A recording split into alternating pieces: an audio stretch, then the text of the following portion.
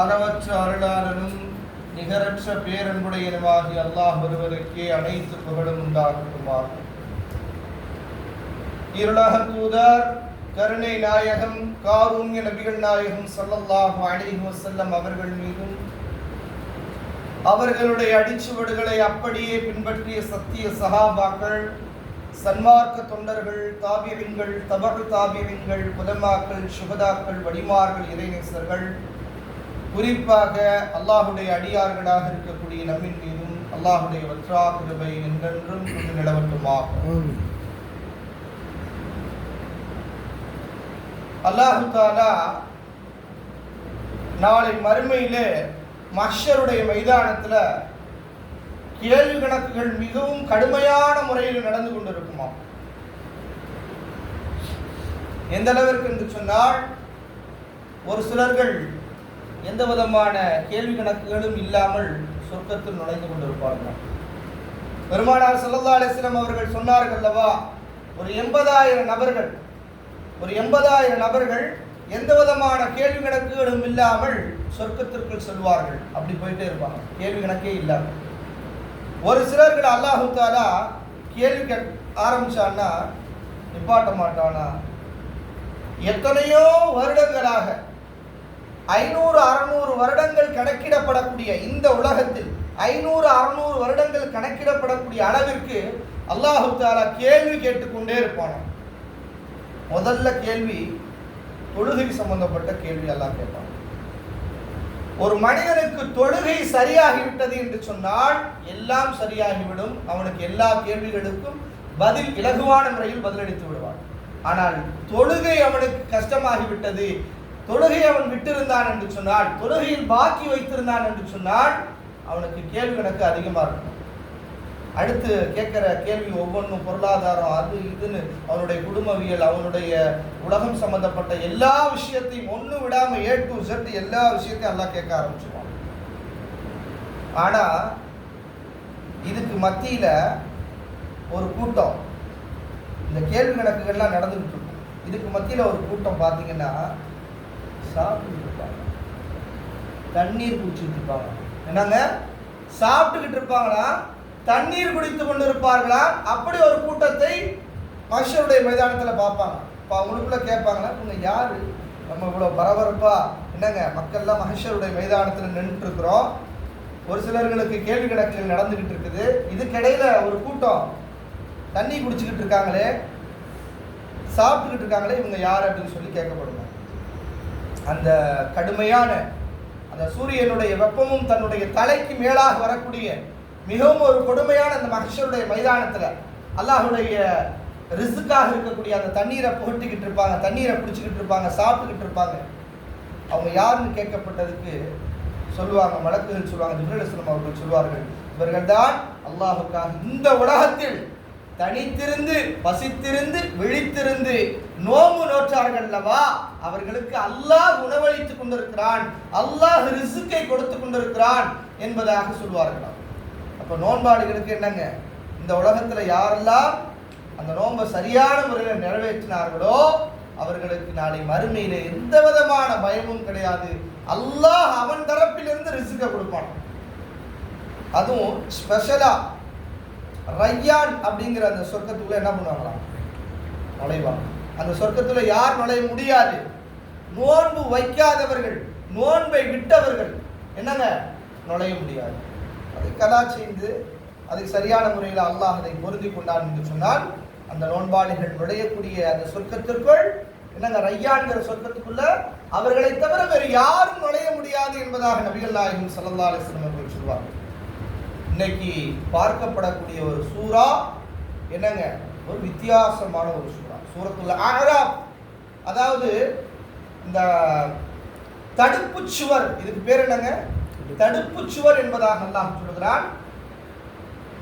சொர்க்கத்துக்கும் போக முடியாம நரகத்துக்கும் போக முடியாம, அதாவது எந்த அளவுக்கு சொன்னா, இந்த மஹ்ஷருடைய மைதானத்துல இந்த மக்கள் பேசுவாங்களா, அல்லாஹ் தஆலா கேள்விகளுக்கே கேட்கப்படாம சில காலகட்டம் போட்டுருவாங்க. அதுல வெந்து அந்த வேர்வையால மக்கள் தன்னுடைய பாவத்திற்கு ஏற்றார்வாறு அவர்கள் மூழ்கி கொண்டிருப்பார்களாம். அப்போ அந்த நேரத்தில் அவர்களுக்குள்ள பேசிக்குவாங்களா?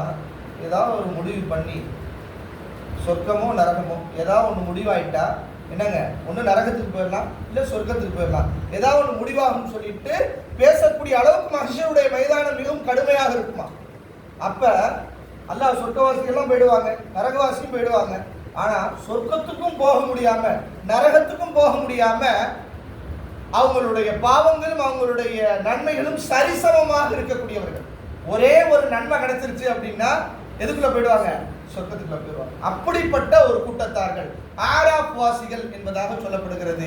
அதாவது அல்லாஹ் தஆலா எப்படி சொல்றான் அப்படின்னு சொன்னா, இவர்களுக்கு மத்தியிலே அந்த சொர்க்க நரகத்திற்கு மத்தியில ஒரு தடுப்பு சுவர் இருக்கிறது. அந்த தடுப்பு சுவருக்குள்ள இருப்பாங்க. அப்ப அவங்களுக்குள்ள பேசிக்குவாங்க, ஒரே ஒரு நன்மையை கொடுத்துட்டீங்கன்னா எப்படி, ஒரே ஒரு நன்மையை கொடுத்துட்டா எங்க போயிருவேன்? சொர்க்கத்துக்குள்ள போயிருவேன். நிறைய பேச்சுவார்த்தைகள் நடைபெற்றுக்கிட்டே இருக்குமா. அப்ப அந்த கூட்டத்தில் ஒருத்தவர் தன்னுடைய ஒரு நன்மையை தூக்கி கொடுப்பார். என்னிடத்தில் இருக்கக்கூடிய அந்த ஒரு நன்மை, என்னிடத்துல பாவங்கள் மூழ்கி இருக்கிறது, என்னங்க ஒரே ஒரு நன்மை, அந்த நன்மையை நான் தூக்கி கொடுக்குறேன்னு சொல்லிட்டு அந்த ஆராப் வாசிகளுக்குள்ள ஒருத்தவர் அந்த நன்மையை தூக்கி கொடுப்பாராம். அந்த நேரத்தில் அல்லாஹு தஆலா மலக்குகளுக்கு மத்தியிலே பேசுவானாம், யார் அந்த நன்மையை தூக்கி கொடுப்பதற்கு தயாராக இருக்கிறார் என்பதாக அல்லாஹ் கேட்பானாம். அந்த மனிதர், யா அல்லாஹ் நான் தயாராக இருக்கிறேன், முதல்ல அவரை சொர்க்கத்துக்கு அழைச்சு. அந்த இடத்துல யார் தன்னுடைய நன்மையை தியாகம் செய்வதற்காக இருப்பவர் என்பதையும் நபிகள் நாயகம் ஸல்லல்லாஹு அலைஹி வஸல்லம் அவர்கள் சொல்லி காட்டுவார். கிட்டத்தட்ட பார்த்தீங்கன்னு சொன்னா 206 ஆயத்துகள். எத்தனை ஆயத்துகள்ங்க? 206 ஆயத்து. சுவாரஸ்யமான விஷயம் என்னன்னா 193 வசனங்கள், 193 ஆயத்து பார்த்தீங்கன்னா எதுல முடியும்னா நூன்ல முடியும். யாலமூன் என்னங்க, அப்படியே நூன்லே எல்லாமே முடியும். ஆலமீன், யாலமூன், இப்படி எல்லாமே என்னங்க நூன் நூன் நூன் நூன்னு சுமார் நீங்க எடுத்து பார்த்தீங்கன்னு சொன்னா வசனங்களுடைய முடிவு என்னவாக இருக்கும்? நூனாக இருக்கும். 193 வசனம், 206 வசனத்துல 193 வசனங்கள் நூனை கொண்டு முடிக்கப்பட்டிருக்கிறது. 61 தடவை அல்லாஹு தஆலா தன்னை பற்றி பேசுகிறார்.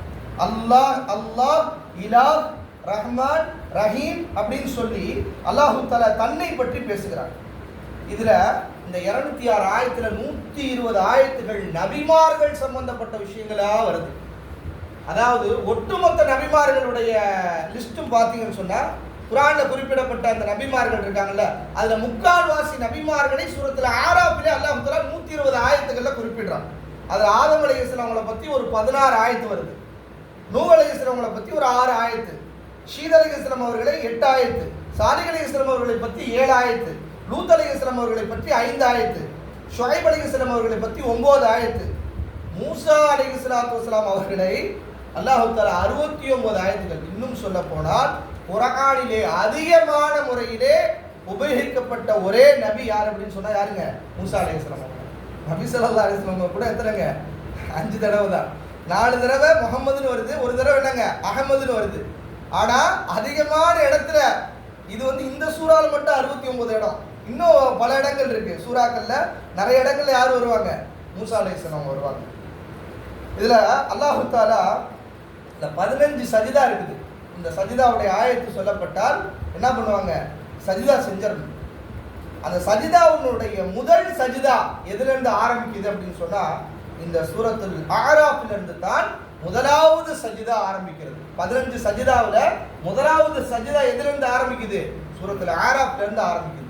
இதுல இந்த சூரத்துல் ஆராஃப்ல அல்லாஹ் தஆலா ஒரு விஷயத்தை நம்மளுக்கு மீண்டும் நினைவூட்டுறான். சில விஷயங்கள்லாம் சில நேரத்தில் ஒருத்தவங்களை நம்ம பார்த்துருப்போம், ஒருத்தவங்களை நம்ம பேசுவோம், முதல்ல அவங்கள பேசுறது ஃபர்ஸ்ட் மீட்டிங்காக இருக்கும். ஆனால் உங்கள்கிட்ட ரொம்ப வருஷமாக நான் பேசுகிற மாதிரி இருக்குது, உங்களோட ஒரு இதற்கு முன்னாடி எங்கேயோ நான் பேசுகிற மாதிரி இருக்குது, ஆனால் எங்கன்னு தெரியல, ஆனால் எங்கேயோ பேச மாதிரி இருக்கு அப்படின்ற ஒரு நினைவுகள் உங்களுக்குள்ள வரணும். ரொம்ப காலமாக பழகின மாதிரி இருக்கே நம்மளுக்குள்ள, இது மாதிரி ஒரு நினைவுகள் உங்களுக்கு வந்திருக்கலாம், சிலர்களுக்கு வந்திருக்கும். இது ஏன் அப்படின்னு சொன்னா அல்லாஹ் தஆலா நாம் ரூஹாக இருக்கும்போது அல்லாஹ் தஆலா இதே சூரத்துல ஆராஃப்ல தான் சொல்றான், நினைவுபடுத்தி காட்டுறான்.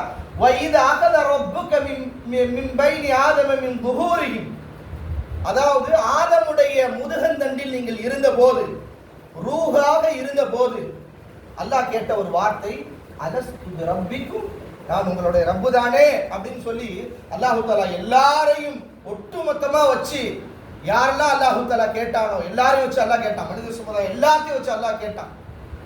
அப்ப யார் யாரெல்லாம் காலு பலா, அவங்க சொன்ன வார்த்தை, ஏன் நீதாண்டா அல்லாஹ், நீதான் ரப்பு அப்படின்னு எல்லாரும் வாக்களிச்சாங்க, எல்லாரும் சொன்னாங்க. அது அல்லாஹ் தஆலா திரும்பி சொல்றான், உங்களுக்கும் எனக்கு மத்தியில ஒரு உடன்படிக்கை நடந்துச்சு, அதை உங்களுக்கு நான் நினைவுபடுத்தி காட்டுறேன். வைதாக ரப்புக மின் பைனி ஆதம மின் துஹூரிஹிம், ஆதமுடைய முதுகந்தண்டில் நீங்கள் ரூஹாக இருந்தபோது அல்லாஹ் கேட்ட வார்த்தை, அலஸ்து பிரப்பிக்கும், நான் உங்களுடைய ரப்பா இல்லையா அப்படின்னு கேட்கும்போது, காலு, அவர்கள் சொன்ன வார்த்தை, காலு பலா, ஆம் ரப்புதான் அப்படின்னு சொல்லி எல்லாரும் வாக்குறுதி கொடுத்தோம். அந்த வாக்குறுதிக்கு அல்லாஹ்வுடைய கிருபையினால நாம் மாறு செய்யாமல் இருந்துகிட்டு இருக்கோம். சிலர்கள் என்னங்க மாறு செஞ்சவங்க முஷ்ரிக்கீன்களாக, குஃபார்களாக, மஜூசிகளாக இந்த உலகத்தில் நிறைய நபர்கள் வாழ்ந்துகிட்டு இருக்கிறாங்க. அல்லாஹ் நம்மை இந்த ஸ்தானத்தில் வைத்து அவனுக்கு நன்றி செலுத்தக்கூடிய அடியார்களாக நம்மை ஆக்கி வச்சிருக்கானே, அதுக்கு முதல்ல என்ன பண்ணணுங்க, நன்றி செலுத்துவதற்கு நாம் கடமைப்பட்டு இருக்கோம். அதே மாதிரி இந்த சூரத்துல் ஆராஃபை பெருமானார் ஸல்லல்லாஹு அலைஹி வஸல்லம் அவங்க மகரிபுடைய ஆயத்துல, மகரிபினுடைய 2 ரக்காயத்துல ஓதுவாங்க. முதல் ரக்காயத்துல பாதியும், அடுத்த 2வது ஓதி வந்தார்கள் என்பதாக நபி ஸல்லல்லாஹு அலைஹி வஸல்லம் அவர்களை பற்றி ஆயிஷா ரலியல்லாஹு அவர்கள் குறிப்பிடுவார்கள். ஆக கண்ணியத்திற்குரியவர்களே, இந்த சூரத்துல் ஆராஃப் நமக்கு கொடுக்கக்கூடிய ஒரு பாடம் என்னவென்று சொன்னால், சொர்க்கம் நரகங்கிறது அல்லாஹ் முடிவெடுக்கக்கூடிய ஒரு விஷயம்தான். ஒரு அடியானுடைய அமலை கொண்டு மட்டும் ஒரு அடியானுக்கு சொர்க்கம் என்பது முடிவு செய்யப்பட்டார். அல்லாஹ் அந்த இடத்துல அவனுடைய ரஹமத்தை வெளிப்படுத்த வேண்டும். ஒருத்தவர் எல்லா அமல் செய்யறாரு, இபாதத் செய்யறாரு, எல்லாம் தொழுகிறாரு, வணங்குறாரு, குர்ஆன் ஓதுறாரு, எல்லா விதமான இபாதத்தும் செய்யறாரு. ஆனா ஒருத்தர் மனதை புண்படுத்துறாரு, அவர் மன்னிக்காதவரை அல்லாஹ் தஆலா மன்னிக்க மாட்டான். அப்ப அது என்னங்க, நாளை மஹ்ஷருடைய மைதானத்துல அதனுடைய விசாரணைகள் தனியாக இருக்கும். அதனால தான் ரசூல் ஸல்லல்லாஹு அலைஹி வஸல்லம் ஒரு சஹாபி, ஒரு அற்புதமான ஒரு சஹாபி, அப்துல்லாஹ்ங்கிற சஹாபி, இந்த சஹாபி ஒளி செஞ்சுட்டு வருவாங்க. ஒளி செஞ்சுட்டு வரும்போது ரசூல் ஸல்லல்லாஹு அலைஹி வஸல்லம் சஹாபாக்களோட உட்கார்ந்து இருக்கும் போது, இப்போ பாருங்க ஒரு சொர்க்கவாதி வருவாங்க அப்படின்னு சஹாபாக்கள் பார்க்குறாங்க. அவர் ஒளி செஞ்சுட்டு வர்றாரு, 2 ரக்காத் தொழுகிறாரு, தொழுதுட்டு போயிடுறாரு. திரும்பியும் 2வது நாளும் ரசூல் ஸல்லல்லாஹு அலைஹி வஸல்லம் அந்த அப்துல்லாஹ்ங்கிற சஹாபியை பார்த்துட்டு, இன்னைக்கு அந்த சொர்க்கவாதி வருவார் பாருங்க அப்படின்னா, அதே மாதிரி அந்த சஹாபி ஒளி செஞ்சாங்க, தொழுதாங்க, திக்ர் பண்ணாங்க, துவா செஞ்சாங்க, போறாங்க. இதை ஒரு சஹாபி என்ன பண்றாங்க, ஃபாலோ பண்றாங்க. இவங்களை போய் பார்த்து இவங்க என்ன அமல் செய்யறாங்க, இபாதத்து செய்யறாங்க, போய் பார்த்துருவோம் அப்படின்னு சொல்லி. அப்ப அவங்க போய் அவங்க வீட்டில் போய் ஒரு சில காரணங்களை சொல்லி, என்னுடைய வீட்டில் பிரச்சனையா இருக்கும், உங்களுடைய வீட்டில் நான் தங்கிக்கிறேன், எனக்கு தண்ணீரும் உணவு ரிஸ்க்கும் கொடுங்க அப்படின்னு சொல்லி அவங்க இடத்துல அனுமதி கேட்டு அந்த சஹாபியுடைய தோழருடைய வீட்டில் தங்குறாங்க. அவங்க எப்போதும் போல தொழுகிறாங்க, என்னங்க திக்ர் செய்யறாங்க, அவங்களுடைய சாதாரண அமல்களை தான் அவங்க செய்யறாங்க, பெரிய அமல்கள்லாம் அவங்க செய்யலை. இப்போ அவங்கள்ட்டே கூப்பிட்டு கேட்டாங்க, அப்துல்லாஹ்ங்கிற அவங்கள்ட்டே கூப்பிட்டு கேட்டாங்க, நீங்க என்ன அமல் செய்றீங்க? ரசூல் ஸல்லல்லாஹு அலைஹி வஸல்லம் உங்களை சொர்க்கவாதின்னு சொன்னாங்க. என்னங்க, உங்களை சொர்க்கவாதின்னு சொன்னாங்களே, அதுக்கு என்ன அமல் செஞ்சீங்க? நான் ஒரு அமலும் செய்யல. பிறரை பற்றிய தவறான எண்ணம் என்னுடைய உள்ளத்துல இருக்காது. காலையும் மாலையும் சரி, பிறரை பற்றிய தவறான எண்ணங்கள் என்னுடைய மனதில் வராது. அதுதான் நான் செய்யக்கூடிய மிகப்பெரிய உன்னதமான அமல் அப்படின்னு சொல்லி சொல்றாங்க. அப்ப இபாதத்துங்கிறது ஒரு பக்கம் இருந்தாலும், யாருடைய மனதை புண்படுத்தாமல் நாம் நடந்து கொள்ளும் போது அல்லாஹு தஆலா நம்மையும் என்னங்க சொர்க்கவாதியாக ஆக்குவான். அல்லாஹு தஆலா நம்மை பொருந்திக் கொள்வானாக. வாஹிரு தஅவானா அல்ஹம்துலில்லாஹி ரப்பில் ஆலமீன். அஸ்ஸலாமு அலைக்கும் வரஹ்மத்துல்லாஹி தஆலா வபரகாத்துஹு.